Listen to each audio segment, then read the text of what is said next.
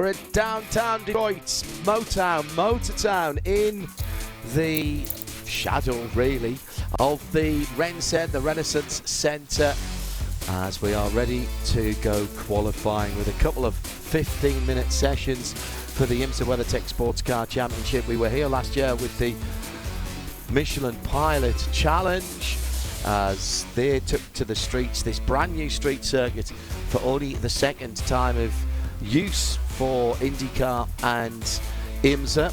And it is the two pro categories this week. We're live from the Ford Performance Global Broadcast Centre as we bring the whole community together. Hello everybody, I'm John Hindhaugh, and joining me here is Jeremy Shaw and Shay Adams. Shay, first of all, you've been our eyes and ears on the ground.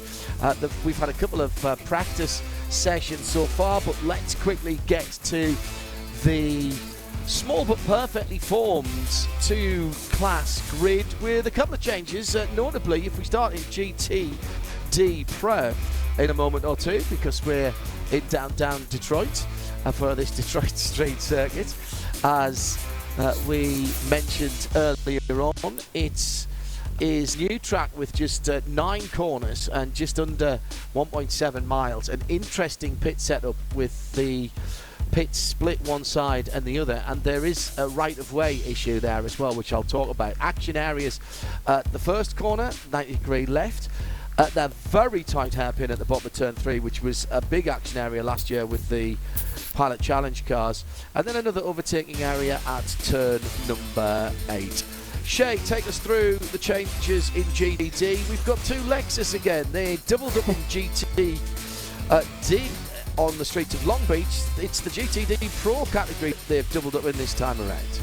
Very odd sensation to walk through the paddock yesterday and see what is the 15 Lexus for this weekend with red number paneling. It's Thompson and Frankie Montecalvo, the all-silver driver line, sharing that car for this weekend. Parker coming off of a win at Long Beach in the GTD category. He was sharing the car then with Ben Barnett. Well, Ben is back with Jack Hawksworth, and that duo are very, very good on street courses. It's actually Ben Barnett's record on courses in the U.S., worst finish of 2nd. So he's going to be someone to watch for the race tomorrow, but it's his co-driver, Jack Hawksworth, who we need to keep an eye on for qualifying today, because Jack has actually accrued more points through qualifying than any other driver or car in that category. So the Ford is always going to be a fan favorite. But there's another car in the field that isn't normally there, as we have 11 cars in the GTD Pro category. It's a Ferrari. Conquest Racing bringing out their 35 Ferrari.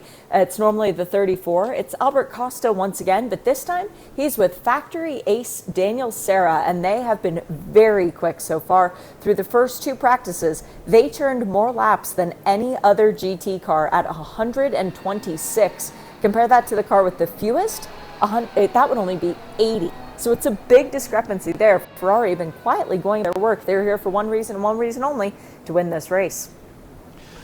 The split pits that we were talking about has the GTD Pro cars fueling from the left-hand side as they pull into the pit lane. There's a right-hand side as well, which is where the prototypes will go. And Shay, it's one thing to do this for IndyCar, all the same category, but for IMSA, of course, 2 different categories. It does mean there has to be a certain amount of sensible driving there, but there is a right-of-way that has been written into the supplementary regulations.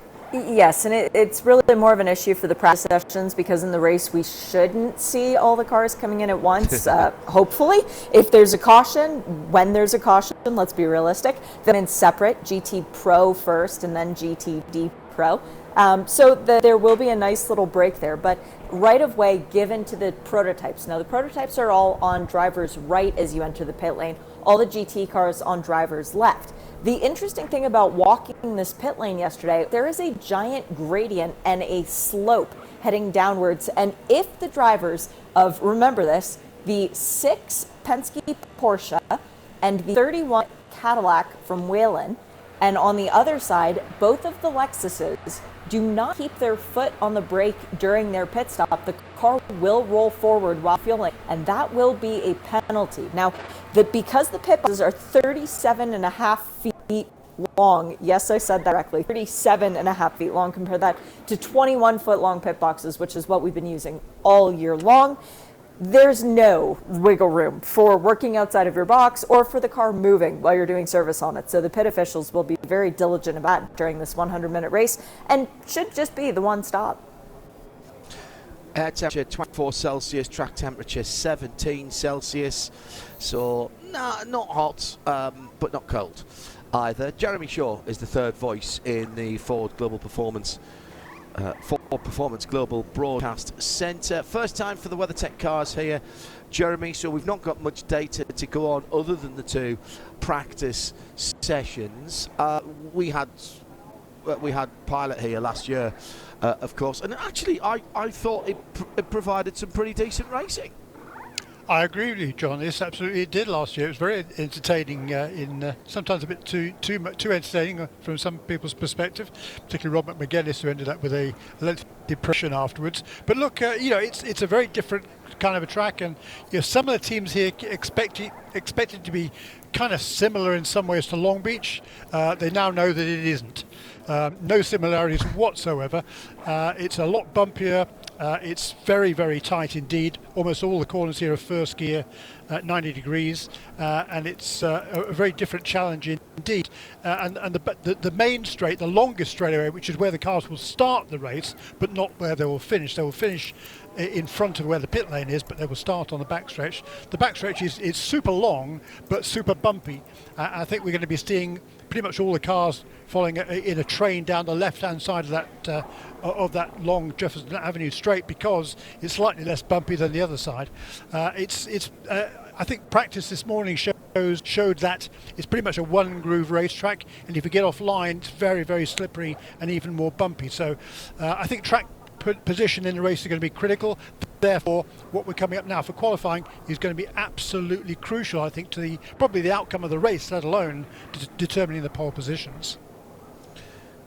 We've had a slight delay in the previous IndyCar session with a couple of cars needing recovery and a few delays, so we are going to go for a green flag, and that will be at 4:55 local time, so that's still just over 10 minutes away. That gives us the opportunity to have a quick chat about the state of the series at the moment in terms of the championship, Jeremy, with this being a split, not all of the classes here, of course, as far as GTD Pro and GTP are concerned. How does the championship look? Yeah, well, very different scenarios really in the two classes. For GTP, this is the fifth round out of 9 of the season, so this will take us beyond the halfway point in the season. Coming to this weekend, Dane Cameron and Felipe Nasser in the number 7 Porsche Penske Motorsports Porsche 963. Well, they finished on the podium every single race. They won, of course, the Rolex 24 at Daytona, and then third in each of the subsequent races at Sebring, Long Beach, and WeatherTech Raceway Laguna Seca. So they've got a 50-point lead over Pipo Derani and Jack Aitken in the Cadillac car number 31, who in turn are 48 points ahead of 38 points ahead, of the other Cadillac, Renger van der Zande and Sebastian Bourdais in car number 01.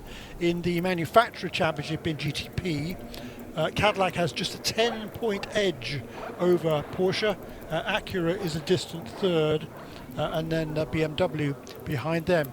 In GTD Pro, however, this is only the 4th round out of 10 this season, so not yet close to the halfway point. That'll be found next time out when we get to Watkins Glen. Again, it's not similar also because consistency hasn't really been a factor here in GTD Pro. The championship is being led by the AO Racing Porsche number 77. They've had a win, a win, a second and a 9th from the 3 races. They now hold an edge of 56 points over the Lexus of defending series champions Jack Hawksworth and Ben Barnicat. Similarly, in the manufacturer championship, Porsche leads from Lexus. Aston Martin is in third position, and Chevrolet Corvette looking for its first win of the season in next up in the manufacturer points in fourth. Shea, Adam, I mean, there is a big gap at the top of GTP, but logic tells me that if you can get a lot of points and get that ahead in a certain amount of time, then in a corresponding number of races, then surely you can make that up again if somebody has the same sort of look that you had in the first part of the season. It's a fairly obvious thing to say. I'm not saying that points in the bank at the start of the season aren't a good thing, by the way, because they clearly are. No, they definitely are. And if you're Felipe Nasser and Dane Cameron, you're acting like you're not in the lead of this championship. And that's exactly the way that they're approaching every race, because you can't think I have a lead and think you'll be okay until the end of Petit Le Mans. You need to think, how do I secure this championship before Petit Le Mans even starts, so I'm not completely stressed out at Road Atlanta. But it's very interesting because I was talking to Falbekerk yesterday, and he said, if we can lose many points in 4 races and we go out and all we do is win races, or we aim to win races, then we can make it back up. And that's all we need to focus on, which is a really good attitude. And he kind of laughed because he and Ricky have finished second in the championship the last 2 years. Ricky's been second in the championship 4 times in his career. And it's one of those things. And he goes, well, at least I'm not going to finish second this year. Jeremy? Yeah, points. Yeah, it's only 50-point spread, of course, and there's so many points on offer these days in the IMSA WeatherTech SportsCar Championship. You get 350 for a win, and even for a 10th place finish, you get 210. So it's not that big of a difference between the points, but we do also have qualifying points. So between 35 points on offer for the pole position, 32 for second, 30 for third, on down back from there. And by far the biggest scorer in qualifying in GTP has been Pipo Derani in that number 31 car. 137 points they've got from qualifying to the 129 of Renger van der Zande and Sebastian Bourdais. It's Bourdais that's qualified that car every time this season, and they are they both those two are 20 odd points ahead of everybody else. So they're 30 points. They've scored 30 points more, the second place Cadillac in the overall points, than the overall championship leading Porsche. Certainly something interesting to keep an eye on as the season progresses. If you're listening to us on IMSA Radio, we're aware and we have passed on your comments about the issue to the video stream, and the guys are working on that at the moment. Important to note that this is not an IMSA event, of course. This is a shared event with IndyCar, so in a lot of ways not masters of our own destiny here. We do have the link to the circuit here at the Ford Performance Global Broadcast Centre, so we will keep you up with what's going on, and Shay can give us some qualifying drivers actually, and it will be the GT cars, all 11 of them, that go out first. Who is doing what and when, Shay? Can you see my fingers catching fire as the text messages are going out so quickly? We've got, I'll go in order from people who've gotten back to me as they did speedily. First off would be Ford, because they told me Shay, their plan. Just one second. Just be told that the YouTube feed is fine. So if you go to IMSA and the YouTube channel, there's no blocks on qualifying, of course. So if you go to the official IMSA channel, the YouTube on YouTube, the video on there is fine. IMSA.tv apparently are having some issues at the moment, but YouTube is fine. Sorry, Shay, go ahead. Good. I'll start with Ford, because they told me qualifiers on Wednesday, and they did it, and I thought they were kidding, but they are sincere. It's Joey Hand qualifying the 65 and Harry Tanknell qualifying the 64. The next to get back to me was Autoracing with Rexy, who now, by the way, is sporting a gold tooth in celebration of, I believe it was eating too much candy after celebrating the victory at Laguna. So now he has a cavity and a gold tooth, but it is a good little thing to celebrate that victory. So Seb Prio is behind the wheel of the Porsche. We've got Ross Gunn in the Aston Martin for Heart of Racing. I'm saying that one because I'm actually seeing that one on the screen. Corvette Racing was the next one to respond, and it is Antonio Garcia in the number 3. He has been insanely fast this weekend. We need to keep an eye on that car for the pole position potentially. Tommy Milner is the driver of the number 4 Corvette, and he actually just gave Corvette the first win of the GT3 car a couple weeks back. So let's see if Tommy can get his second ever pole position in the Motor City. Be a pretty good poetic place to get it done. For Paul Miller Racing, it's Madison Snow, and with the Lexuses, we've got Frankie Montecalvo in the number 15 and Jack Hawksworth in the number 14. And as I mentioned, Jack's gotten more points this year than anyone else from qualifying. The only car that I don't know, that would be the Ferrari, because, thank you, Steve Bortolotti, it's Ollie Jarvis in the number 9 Faf McLaren. So waiting for the green flag, which might be still a couple or 3 minutes away. Jeremy, we're moving into a very busy time for all sports car races. Nürburgring 24 tomorrow, we'll bring that to you live on RS1, and we'll intersperse that with the 100-minute race here. Next weekend it's Le Mans Test, which we have live for you on RS1, then it's Le Mans, then we're at Watkins Glen. Oh, also we've got a small matter of Mid-Ohio next weekend as well. How are these drivers going to split themselves between all of this, and how are some of the teams and crew members and manufacturer representatives? This is an extremely congested schedule, particularly for the GT3 drivers in the next few weeks, with the CrowdStrike 24 Hours of Spa coming up as well.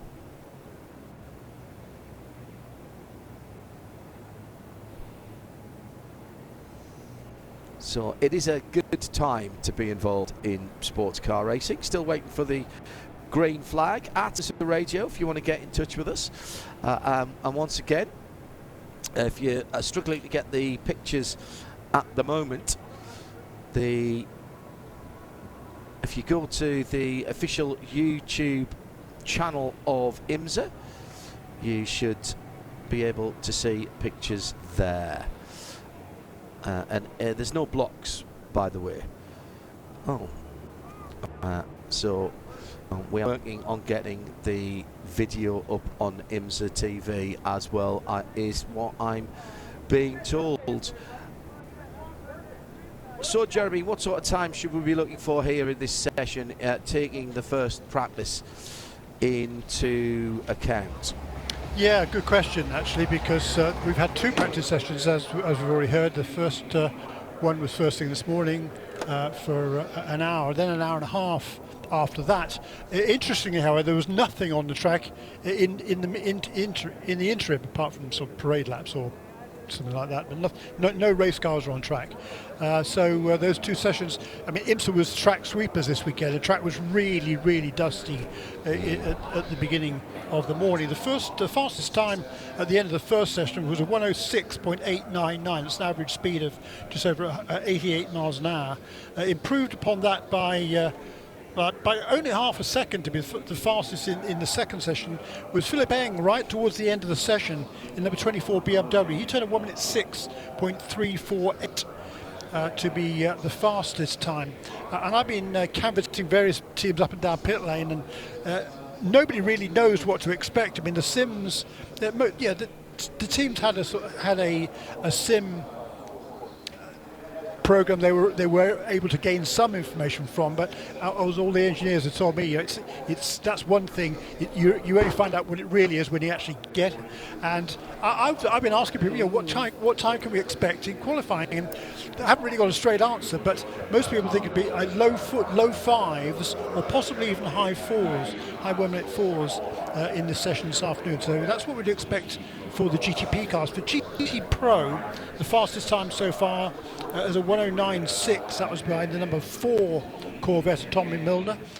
He was ahead of his teammate Antonio Garcia by about a couple of tenths of a second. So it's Corvettes 1 and 2 in the practice sessions, followed by the AO Racing Porsche of Seb Prix, who turned 1 minute 9.8, and then the Conquest Ferrari, which is Albert Costa at a 1:10.2. So I would think in GTD Pro we're going to see timed into the 8s during this session. Of course, that will be establish a record here for this brand new track for the championship. What's this? Green flag. Spawn, 55 minutes past the hour. 2 quick-fire 15-minute sessions as we'll set the grid for the Chevrolet Detroit Sports Car Classic, which comes your way tomorrow, Saturday. And that is a 100-minute race, so 2 short races off the bounce, and then we'll head to Mid-Ohio.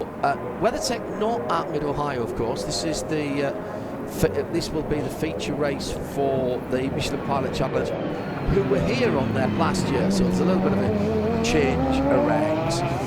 So cars going out onto this just on 1.7 mile circuit.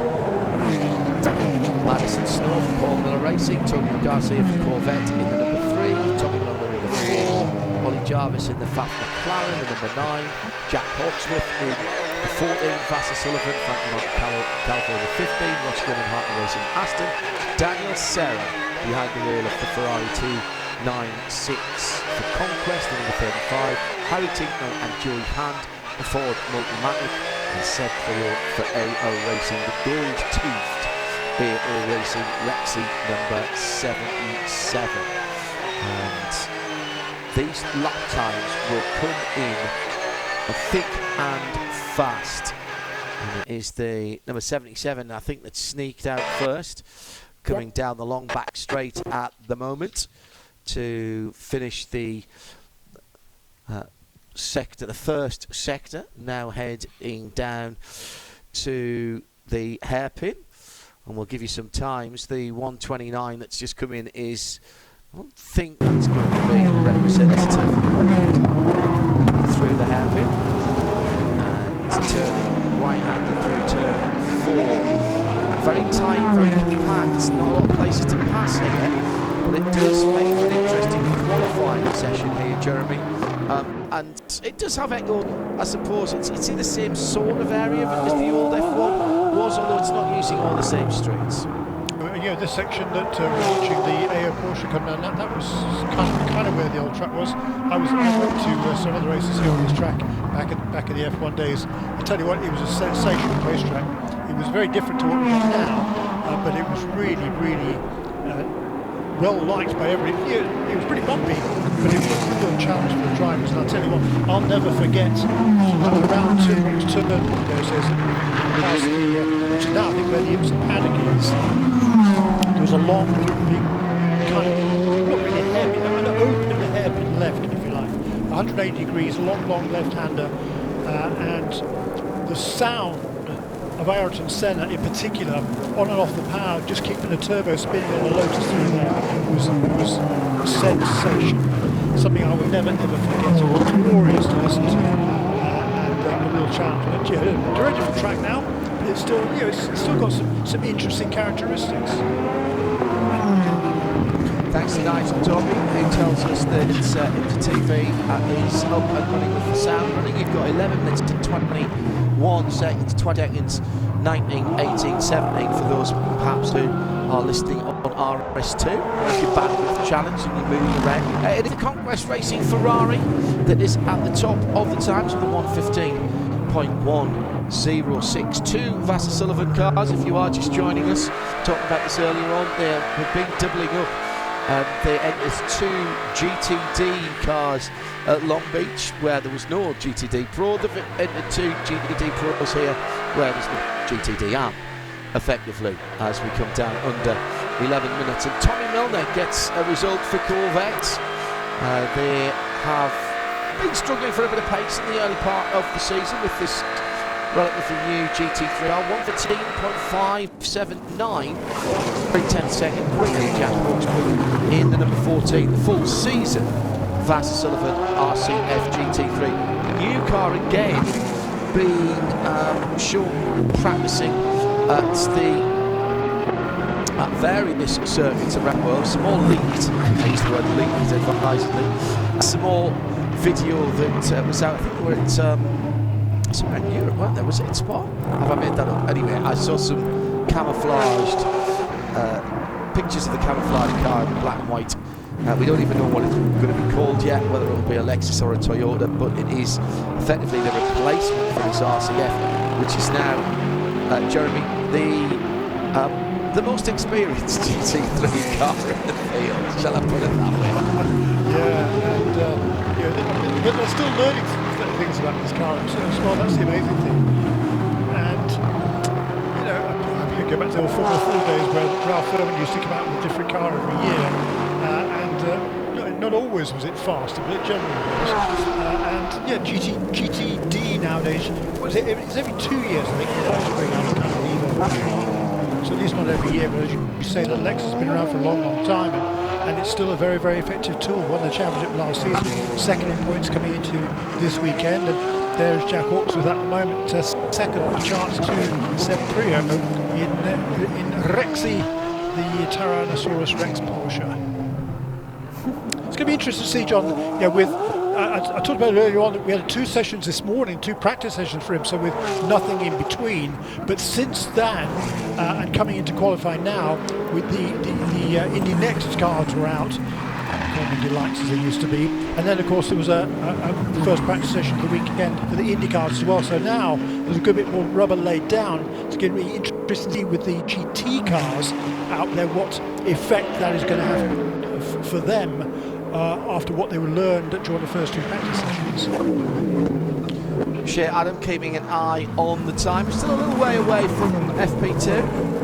Yeah, and the track has continued to evolve, as Jeremy rightly says. We did a 109.654 in the end of the second practice session. That was Tommy Milner, who turned a total of 69 laps. So we've had some good experience out there on the track. But with our best time right now coming from Daniel Serra of a 110.7, well, that's still 1.1 seconds off. And yes, the track is more in shade, but the air temperature has elevated progressively throughout the day, so that would be having an effect as well. Already halfway through the session, it's Ferrari number 35 from the 2 Corvettes, 4 from 3. Then the Porsche of autoracing Rex number 77 at the top 4, separated by half a second as Daniel Serra goes quicker again, gets down to 110.6, Jeremy. Yep, so you've got a couple of tenths in hand now over the 2 Corvettes, so split by 4 thousandths last time around. Sebastian Prix into second position between the two, just to 0.011 behind him, and now Antonio Garcia vaults to the top in the number 3 Corvette at a 1 minute 9.968. That bettered now by Tommy Milner, 9.949. So the 2 Corvettes looking very, very stout once again here. As they should be around on their very much their home ground, with the Renaissance Centre is where Chevrolet and GM is based.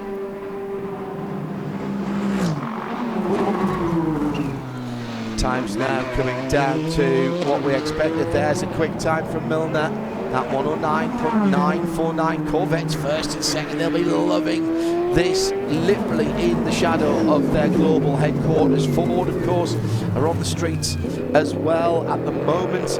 The Mustang sitting in 6th and 8th position, but still only a second away, still wearing shady and proud, displaying the champions livery that we've seen them running in the last couple of races. Yeah, this Heritage livery, which is on the car for this weekend, as well as a big tank slapper for Joey Hand, gets it gathered back up and continues round. Joey really giving it full beans in this run, trying to represent Ford proudly, because there will be several members of the Ford family at the track for tomorrow's race, and they need to put on a show to impress the people and the men and women who build these cars, because the Flat Rock Assembly Plant isn't too far away, and every Mustang that is on the streets around the world comes out of that plant. So pretty cool that they get to do this really, truly in backyard. it was Spa that the Toyota GT3 was spotted. Thank you, for us who have told us that. So down to the last 5.5 minutes, and it is still Corvette, but now from Porsche in second place. Seb Prix jumps up. This is a short track, Jeremy, so we're going to expect small margins, and 0.015 between first and second, and 0.004 between second and third. And as I say that, Prix goes to the top with the autoracing green Porsche. Yeah, 109.794 then for the Porsche. Garcia improves on a 109.695. Now we are almost down to the best times we had at the end of the second practice session, within fractions of a second of that. Tommy Milner back to the top in car number 4.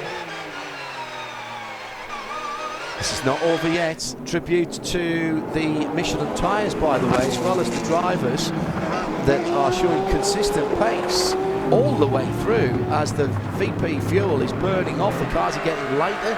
The short, fast and furious qualifying sessions really leave no margin for error. You can't make any changes in the pit lane in this category. So you're running what you pump.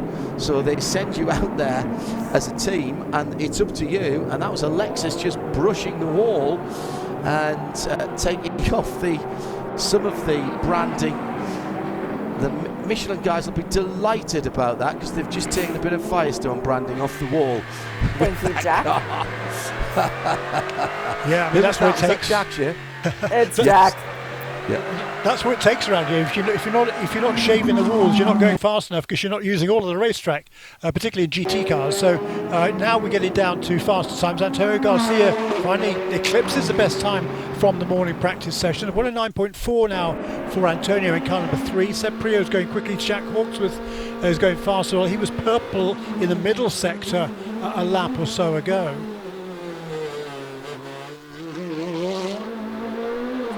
Down to last 3 minutes. That's going to be a couple of laps for most people, maybe 3. Antonio Garcia back at the top by a full 1.181 of a second. That's a huge gap in the context of what we've been talking about. 109.458.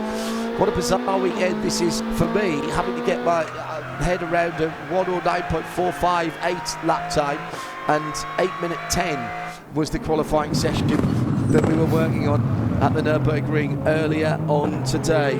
Ford Performance Global Broadcast Centre in fact this weekend, and the Radio Show Limited network of audio and video channels working hard, as our colleagues at NASCAR Productions up in North Carolina. Thank you for all your hard work, and it would appear that things are back together as far as the TV sound is concerned. So whether you normally watch that on YouTube or via IMSA.tv or the player at IMSARadio.com, it would appear that everything is back together. Again, I would point out that we are the master of our destiny this weekend with these shed events. Down to under 2 minutes to go. Who has got the performance? Jack Hawksworth improved, brushing the wall to a 109.7. Very to Jeremy behind the top couple of cars. Yeah, improving there for Oliver Jarvis, but he still finds himself 8th in the FAF from McLaren in car number 9. Antonio Garcia, he clips another couple of tenths away from his best time on his last lap. 109.227 then for Antonio Garcia. He's got nearly 4 tenths of a second over his teammate Tommy Milner. That's a surprise to be that much quicker than his teammate. I'm sure he will try and reduce that deficit. He just goes purple in the middle sector, does Milner in car number 4. And I'm not surprised to see these times coming down. The more and more, the closer we get to the checkered flag. Tyre degradation, I'm told, around here is pretty minimal, if at all. I mean, it's just a question of burn the fuel. The car gets a bit lighter, more rubber gets laid down, the track gets faster. So who has still got something to give? Frankie Montecalvo puts his fastest lap in last time around. And here's the first car coming into the pits, and it's Madison Snow. Uncharacteristically, the Paul Miller BMW M4 GT3 is stone last at the moment and 2 seconds away. Oh my goodness. Oh my goodness. They will not be happy with that. Antonio Garcia now 0.3 of a second ahead of the rest of the field, which is led by his teammates, but then just 0.23 of a second back to third position. And we've still got the GTP cars to come.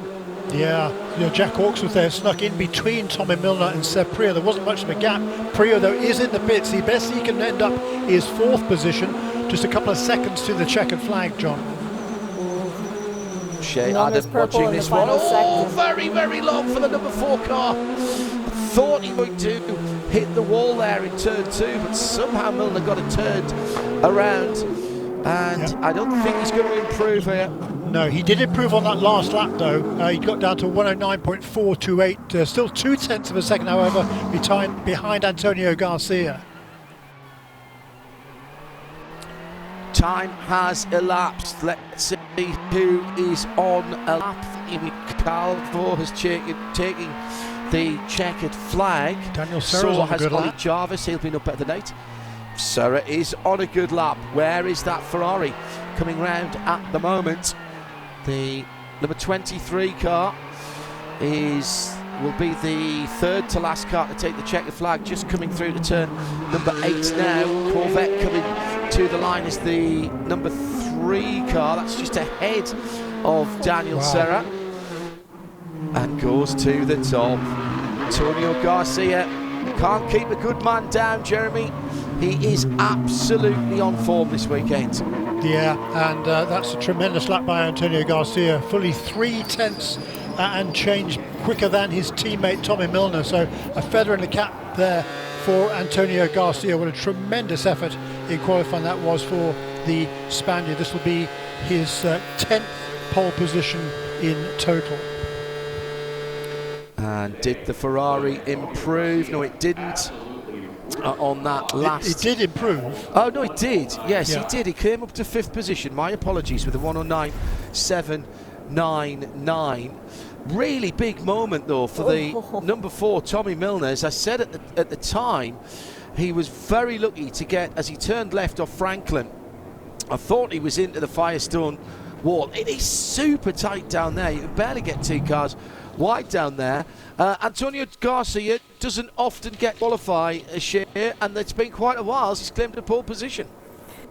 Yeah, his last pole position gets seen last year. He's gotten to qualify every round this year. They were disqualified at Sebring, but he was 3rd in category at Daytona, 2nd at Laguna, and now finally getting that P1. Antonio is going to be very pleased with getting the job done for GM. As you rightly say, John, very much in the shadow of the HQ right now.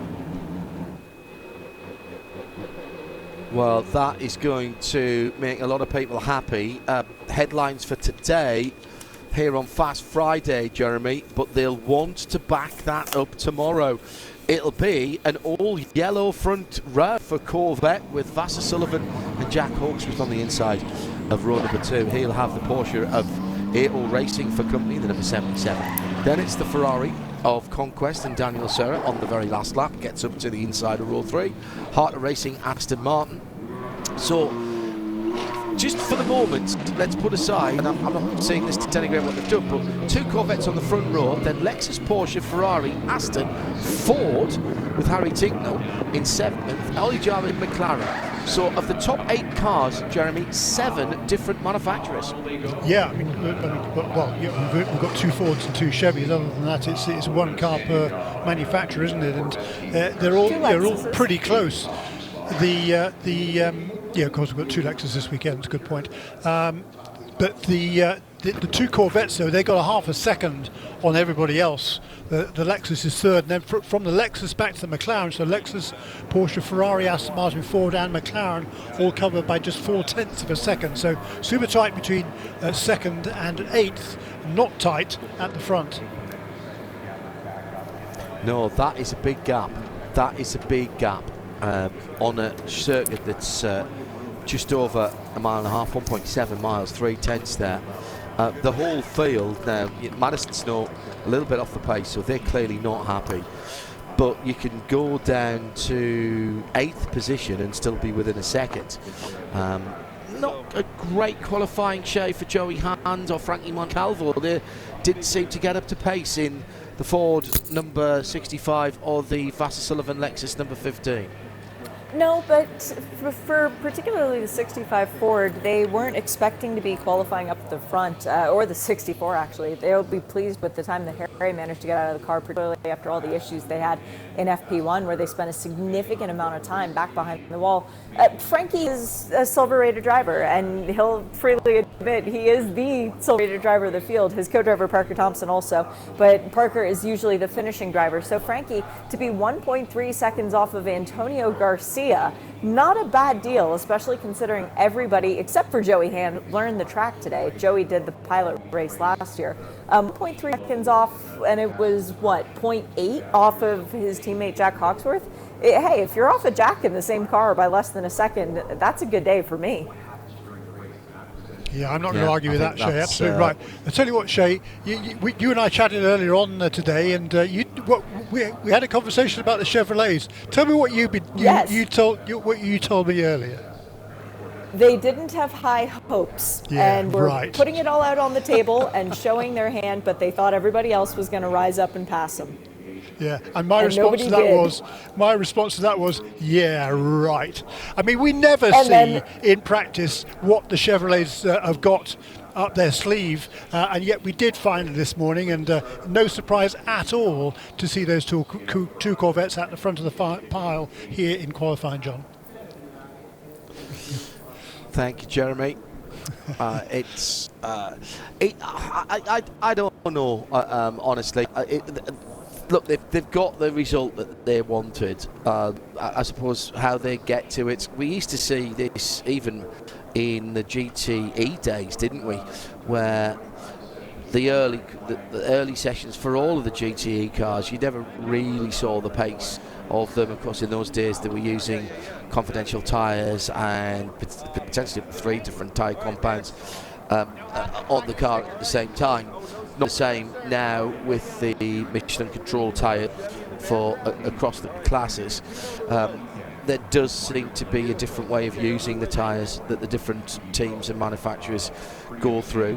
However, when it comes down to qualifying, it's about getting out there in the 15 minutes and showing what you've got. And what Corvette have got is the pace to lock out the front of the grid by a tenth of a second at the very least. We move on now to the GTPs for the first time, also on the streets of downtown Detroit. And I'm very interested to see how these cars go around there. This is the first opportunity we've had to see them on the track. The free practice sessions earlier on today we didn't get to see. So I'm very interested to see how these cars handle around here. And Jeremy, I'll come to you. You've been scrutinising the times. What are we looking for? If we're getting a 109 for the GTs, what are we going to get for GTPs? Yeah, I mean, look, we've got some more Michelin rubber laid down now. Clearly, I think it would be apparent to me, at least, that the Firestone rubber really wasn't helping the GT cars, at least in comparison to what they'd learned this morning with just Michelin tire laid on the racetrack during those first 2 practice sessions of the day. Now we've got more Michelin rubber down there, and I think it's going to be more applicable for the GTP cars and GTP teams to have learned something this morning and apply it more to this afternoon. So fastest time in practice was a 106.3. I think we're certainly going to see times down in the 5s. The question is anybody going to go as quickly as a 4 perhaps this afternoon? And again, there's just not enough data yet learned to be able to answer that question. We're going to find out very shortly. Waiting for the timing screen to reset, but Adam, as ever, has the finger on the pulse. I can see Nick Tandy's eyes in his through the Ortmann helmet visor for his Porsche 963. Who else is going to be qualifying, Shane? Hill for sure will be qualifying the 31. I saw him watching in his full Nomex the start of the GT cars when that session was getting ready to begin. So once again, the Polmeister, the man who's qualified no worse than second through 4 races this year, 3 pole positions, will be handling the duties for the 31 Cadillac. For the sister Cadillac, the pole winner at the last race, that's the 01, and it will be Ashton Bourdais during the qualifying duties there. Seb, in the first practice session, went off 3 times in a runoff areas trying to figure out the edge of adhesion for the Michelin tires. He figured it well because, well, instead of going off again, he instead set the fastest lap, which was then later toppled. But at the time, it was a very impressive stunt. Renger van der Zande, when he got in the car, went off twice in the runoff as well. So that car has figured out the limits of braking around the street course. I can tell you it should be Bent Gall in the number 5. As far as pro competition is concerned, it should be Dane Cameron in the number 7. That is the helmet Philippe Albuquerque for the number 10, Wayne Taylor Racing Andretti. We've got potentially Jesse Cohn in the number 24 and Connor Di Filippi in the 25. And I'm going to guess Timon Vanderhelm in the number 85 for JDC. Am I correct on any of those, John? I will tell you as they come out. Bourdais in the 01. Yep. Nick Tandy, we knew. Dan Cameron in the 7. Philip Albuquerque, correct, in the 10. Eng in the BMW number 24. Nick Yellerly in the 25. Peter Durrani, of course, in the 31. Jordan Taylor and Timon van der Helm. I'm just waiting to see if it is Jimmy Bruni. Yes, it is. Who has got another teammate new teammate this weekend for the Porsche 963 of Proton competition, Shay, and the driver just making his second start in IMSA. Well, this is the first Prix. This is the first time that Jimmy Bruni has shared a car with one person, and it's the same person as the last time because the WeatherTech Raceway Laguna Seca, that was Ben Fiscal's forever series start. I'm surprised that they're giving him the duty of, the bigger part of the race because you wouldn't imagine that they would do 2 driver changes. But Jimmy Bruni has done more laps than anyone else today. He's done 77 turns around this course. Clearly he has figured something out because he was up amongst the top of the charts at several opportunities. I'm surprised they gave him qualifying duties, but I'm also thinking maybe they're thinking they can get pole.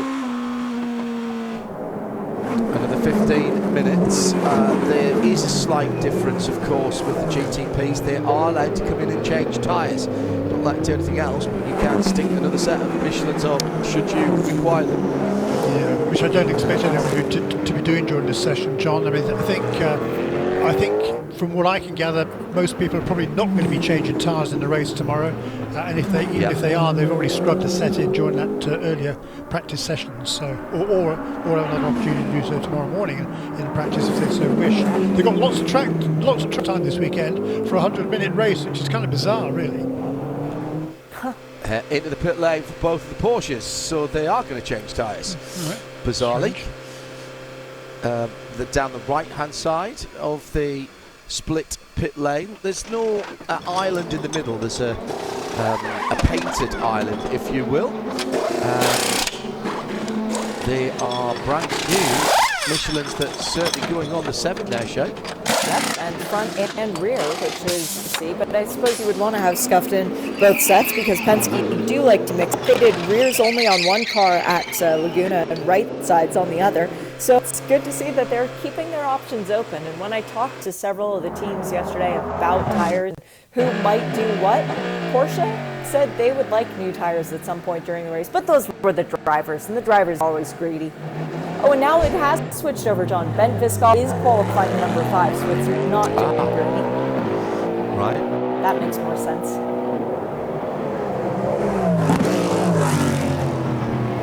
So, a split strategy between the different outfits in the GTPs. These are big cars. And they look great. So Peter Durrani, versus Sebastian Bourdais. Yeah. Sharp end of the field, just John Taylor. No forward. Yeah, just look at the rear wing on that Acura as it heads up the hill there towards turn 2 and onto Jefferson Avenue. Just look how small that rear wing is. Let's not forget, of course, that the aerodynamics on these cars, they're homologated. You can't change it. What you'd want to do for this weekend is pile on as much downforce as you possibly can. You have big rear wing, more flaps on the front end, and get the car planted to the road. You can't do that. You have to run the car. I mean, they're running the cars the same aero spec as they are here this weekend as they did on the high banks of Daytona back in January. That's the way the rules are for these GTP cars. It's the same for everybody. They're all struggling for grip. They don't have much at all. The GT cars, I think, are significantly quicker through the corners than the GTP cars here because of that lack of downforce. But it's going to make that, I think, it's pretty interesting when the classes are intermingled as the race progresses tomorrow. Don't forget you can follow along the telemetry with imsa.com/DEP telemetry / and you can also see the gears and the speeds, etc. Starting to see some times coming in now that are quicker than the GTD cars, the GTD Pro cars early on. Philippe Albuquerque, Sebastian Bourdais, John Taylor to the top with a 1:08.1. Probably going to find, what, Jeremy, you reckon a better part of a second there to get pole position? Are we going to get down to we'll get down to 1:07 something? Much no. We should be in the 5s at least by the end of the session, no doubt about it. The question is, are we going to get down to the 4s, I think. I'm surprised we can get down to the 5s at least. 1 minute 6.3 was the fastest time in practice, and like I say, because they don't have much downforce and because there is little tire degradation, the cars are going to get faster throughout this 15-minute session. I think it's going to be down as it was in GT to the last couple of minutes to see the pole winning time. Wayne Taylor racing in the Acura for the number 40 car. That's Jordan Taylor, and in fact it's a 1-2 for WTR with Andretti. 1:07.1, 1:07.2. Then Bourdais, then Timon van der Helm. And Bourdais with the Tour hoop popped up on the car. Always makes it look to me as if he's the World War I fighter pilot looking through that as a sight as target acquired. People Durrani to the top now with 7, call it 8 minutes to go. By this point in the season, John? Almost certainly, yes. Yeah, he's a force of nature, no doubt. Here's the number 10 coming to the line. This is Philippe Albuquerque in the chrome, blue and black machine. Crosses the stripe, goes to the top. So we're now getting closer to what Jeremy was expecting to see, 1:06.5. And that is quicker than Philippe managed during the second second practice session this morning. He turned a 1:06.6 during that second practice, now down to 6.5. So that I think is the new benchmark, if you like. Not the fastest time yet. 1:06.3 was the quickest time this morning by Philippe Eng in the BMWs. We haven't yet seen the BMWs turning a representative lap during this session. Dane Cameron to the top with the fastest time of the day so far, 1:06.024 for the number 7 Porsche Penske 963. And still plenty of time left here, 6.5 minutes. So that's 7 or 8 laps.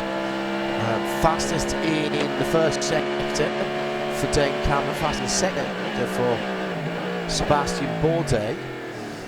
And up to second and then down to third because Philippe Albuquerque makes it a 2-3 for the 10 and 40 WTR with Andretti, but it's Porsche and Dane Cameron, as Jeremy says, to the top. We have 4 cars within 4/10 of a second, and with 6 minutes to go, I'm going to suggest that you have not seen the last of the improvements yet, Jeremy. No, not by a long way. Here's the first 105.770 for Dane Cameron in car number 7. We've now got what top 4 cars are faster than the best time from the second practice session, and we're only going to get quicker from here with still more than 5 minutes remaining. Finally, a lap there for the BMWs are out on track now, turning at least some sort of a lap time.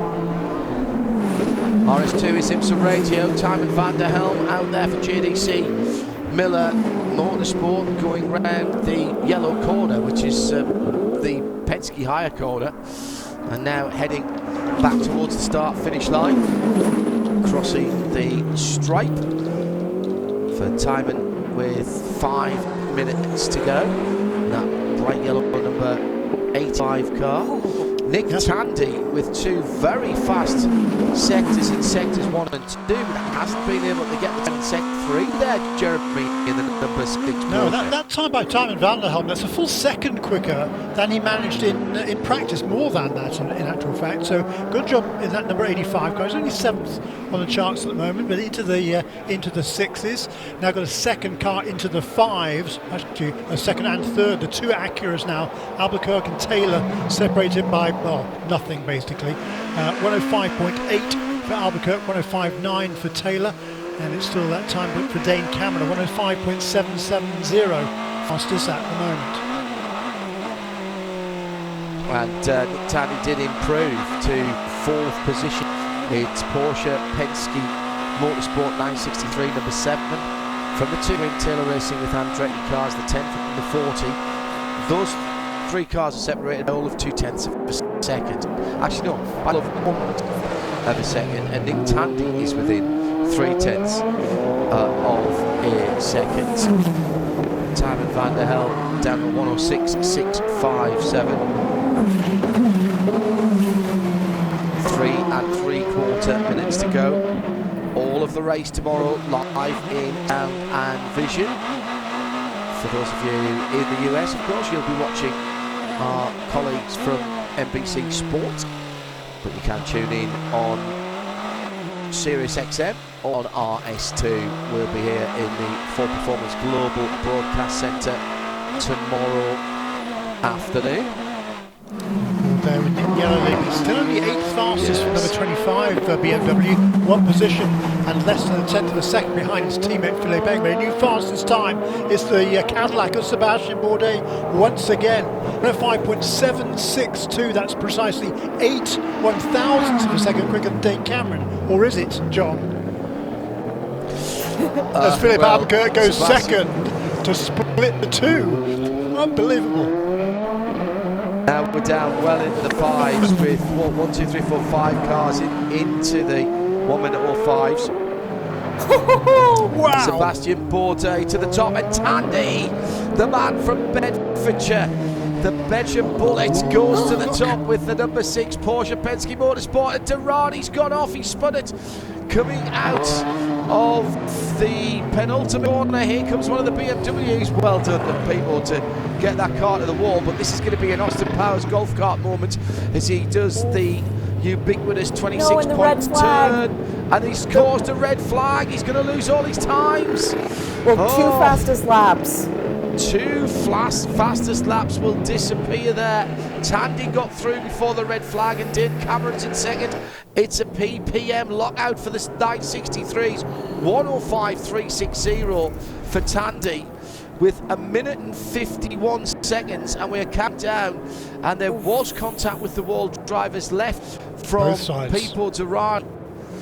He comes through the corner and got on the dirt, clipped the wall, not sure, bit of it maybe.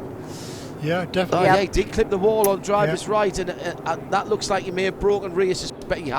He's broken the rear suspension, so there would have been no further improvement from people. It's a game of centimetres here, no doubt. BMW gets through behind him, and I think he's got the car back at the pits under its own steam. But with a minute to go, there's not going to be time enough to resume this, and Therefore, I reckon, lady and gentleman, that we're going to have a Porsche Penske Motorsport lockout at the front of the field. And the most significant part of this, John, it's the first time all year a Cadillac has not been on pole. Huge moment for the number 7 Porsche that white-walled its tyres coming through the square. Right-hander. In fact, Nick Tandy exactly the same at another corner there. Both of the Porsches have been playing fast and loose with the wall. All three Porsches have been, I'll come in again, have been playing fast and loose with the wall, and all on the left rear. So they're going to be having to look at the left rear shaft and where that goes into the gearbox before they go racing tomorrow. There's damage on the left rear of both of the Penske Porsches, Porsche Penske Motorsport cars, and the bright yellow number 85.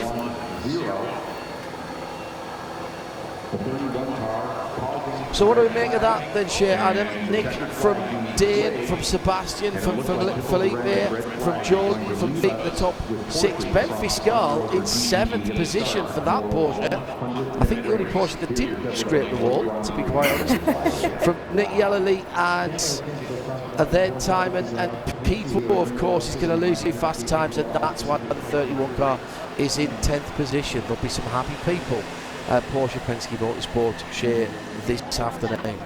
For sure, and none happier than the man whose name is over the door and who's sitting on top of the pit box, because Mr. Roger Penske is up there to see Nick Tandy get this pole position for he and the entire organization. It's very, very cool for Nick.